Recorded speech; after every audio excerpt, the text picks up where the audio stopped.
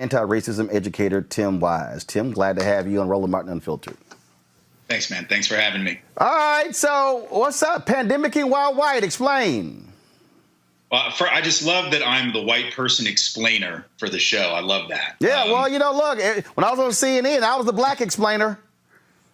I know white people, so let me sort of walk you through it. I think there are a few things, right? Number one is, as I talk about in the piece, that when you are and have been essentially the privileged and dominant group, and you really don't face oppression, and you really don't face systemic injustice. I'm not saying white folks don't have challenges, but don't face oppression. Yeah, I guess it becomes very easy for you to think that a stay-at-home order, and it's not even an order in most places, it's a strong recommendation, that is somehow tyranny, right? That's the heavy hand of the state, totalitarianism, fascism. That's a real privileged mentality, right? Black and brown folks know that tyranny looks a little different than that. Tyranny is getting, shot, John Crawford in the Walmart. Tyranny is Tamir Rice being shot in the park in Cleveland. Tyranny is police brutality and racial profiling, children in cages, deportations. But when you're white, apparently, when you look at some of these protests in Michigan and Ohio, et cetera, and you have folks standing out there with signs, not ironic signs, but legit signs that say, I want a haircut, or talking about, I want to be able to get seeds to plant flowers in my garden because it's spring and Governor Whitmer is making where I can't do that. If you think that that's oppression, right, your life is awfully sweet. So it's a very interesting insight into the way privilege functions, even in the midst of a pandemic, when millions of white folks are getting sick and thousands have died, but we still have the privilege of thinking that this lockdown, which is about protecting lives, is tyranny. So you had Stephen Moore, the economist and Trump ally, who said that these protesters are the modern day Rosa Parks, right? Comparing protesting tyranny to protesting orders to try to keep people alive. It's fascinating. In fact, I'm trying to pull that up right now because, first of all, we know how much of a joke Stephen Miller is. And so let me go ahead and see if I can pull this up. Folks, go to my iPad, please. So what Tim is talking about, Stephen Moore, economist, he gave numerous interviews last week, and this is what he had to say. We're going to see a lot more of those. In Ohio, we saw more protests today. I'm working with a group in Wisconsin that wants to do a drive-in. So, you remember the old sit-ins, but this is going to be a drive-in. They're going to shut down the Capitol. Shh, don't tell anybody. But they think they can get 1,500 people to come in.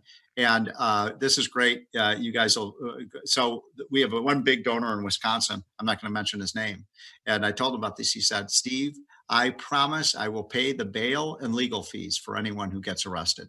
So this is a great time, gentlemen and ladies, for civil disobedience. We need to be the Rosa Parks here and protest against these government injustices. I've asked. I mean, Tim, really? We need to be like Rosa Parks? Really? Well, it's like I said in the piece, it's very hard to top that.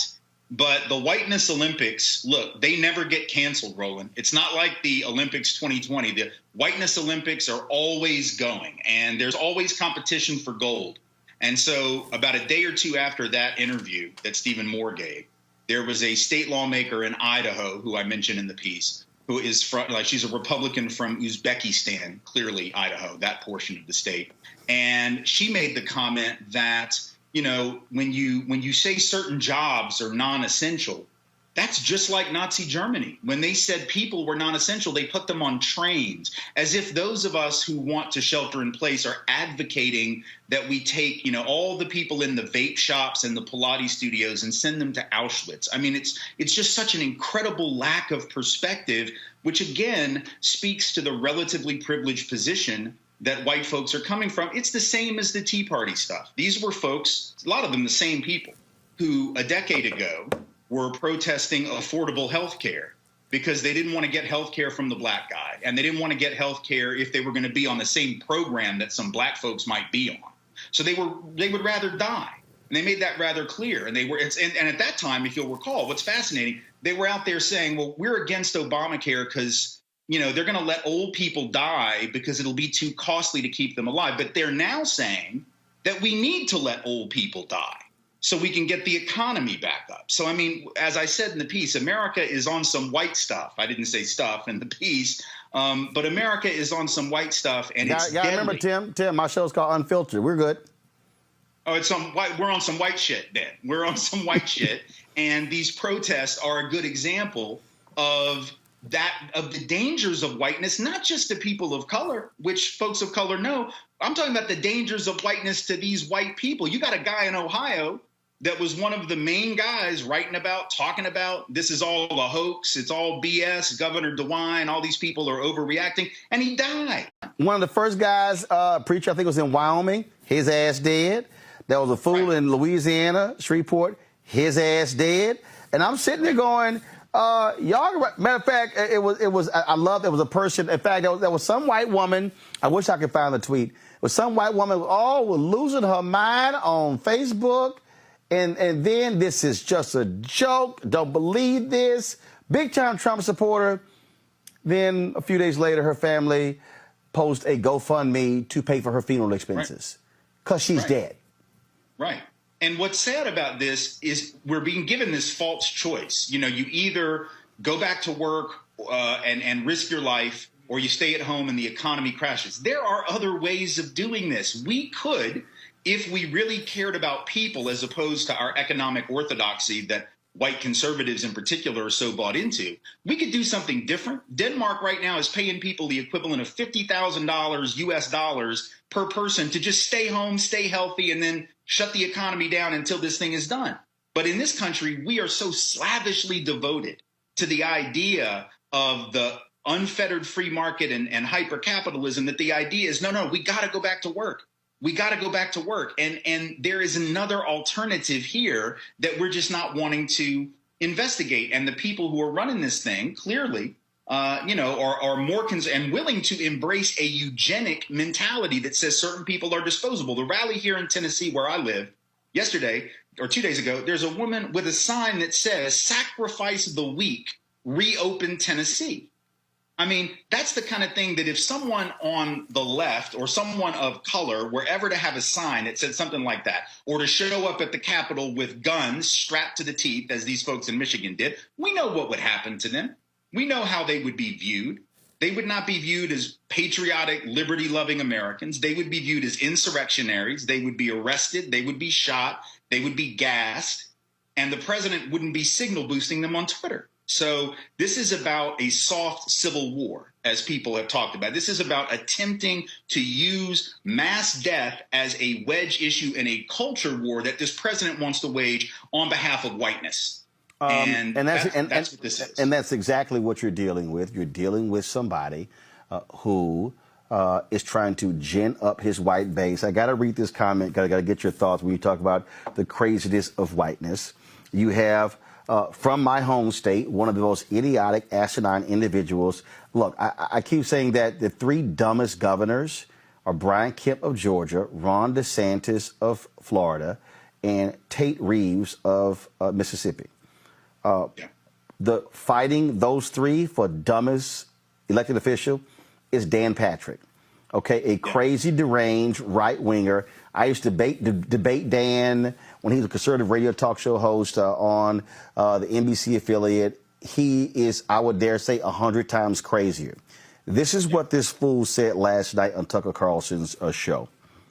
When he was previously talking about, we shouldn't, some of us should accept dying for the future of our kids. He said, quote, "What I said when I was with you that night," go to my iPad, Henry, "there are more important things than living, and that is saving this country for my children and my grandchildren and saving this country for all of us." I don't want to die. Nobody wants to die, but we've got to take some risk and get back in the game and get this country back up and okay. But I'm going to deal with this quote. Tim, there are more important things than living. Right. Right. Well, let's just be very clear. It's it's because of the lives that are mostly at risk that he says that. I said this last week on Twitter. If COVID-19 was affecting disproportionately white, disproportionately, healthy, disproportionately prime of life, disproportionately evangelical Christian folks for some reason. Let's say this virus had a thing out for white folks or evangelical white Christians or whatever.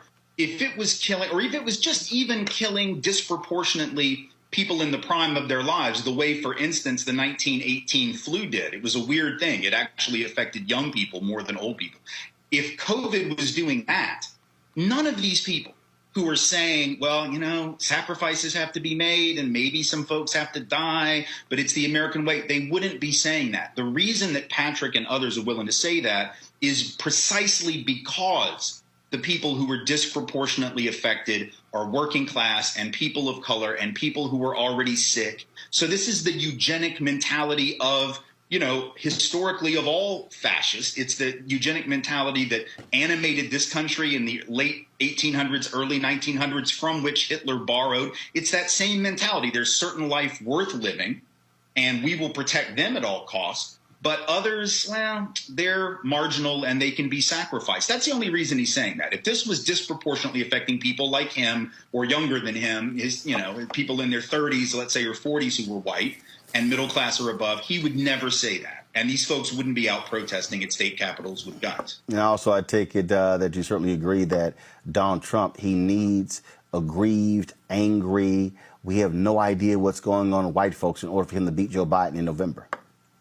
Yeah, it's the only hope that he has. And it's a calculated gamble on his part, because if things get opened back up and there's a huge uptick in illnesses, obviously a lot of that is going to hurt him politically. But he probably figures, well, I got no choice. My economy is in the tank now. The only thing I can do is take the chance. And if people die, I'll try to blame the governors. I mean, but this is all about his politics. This is about a guy and about a movement that has, as we've been saying, lots of us for a while, but it's more and more evident. It is a death cult. It is people that are willing to drink the Kool-Aid, just like folks with Jim Jones, walk off the cliff like lemmings on behalf of their dear leader. There's no philosophy behind this. Look at the signs at these rallies. They're all over the place. You got anti-vaxxers, you got the QAnon nut jobs, you got the people that just, you know, Jesus is my vaccine. You got people that have signs about every possible cause under the sun. There's no coherent philosophy. The coherent philosophy here is this conspiratorial, they're all out to get Donald Trump and we must support him. This is cult behavior, and we don't have any obligation to be respectful to these people, to talk nicely about them. Our only obligation is to defeat them mercilessly every time we get the chance. Tim Wise, we certainly appreciate it. Thanks a lot. You bet, man. Thank you. All right.